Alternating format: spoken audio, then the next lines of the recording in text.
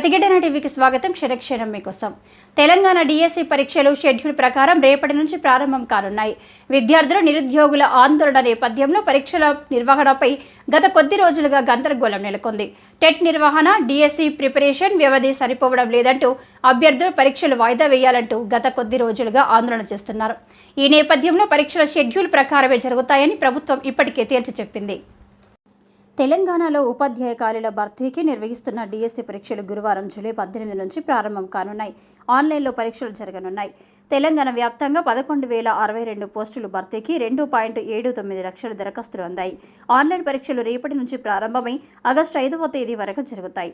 మంగళవారం సాయంత్రానికి 2,40,727 మంది హాల్ టికెట్లు డౌన్లోడ్ చేసుకున్నారు. తెలంగాణ వ్యాప్తంగా 14 జిల్లాల్లో 56 పరీక్షా కేంద్రాలను ఏర్పాటు చేశారు. డిఎస్సి పరీక్షలు రోజుకు 2 విడతల్లో నిర్వహిస్తారు. హాల్ టికెట్లలో తప్పులు పడ్డాయంటూ పెద్ద సంఖ్యలో తెలంగాణ పాఠశాల విద్యాశాఖ కార్యాలయానికి విద్యార్థులు వస్తుండటంతో వాటిని సరిచేసి ఆన్లైన్ అందుబాటులో ఉంచనున్నట్లు అధికారులు ప్రకటించారు.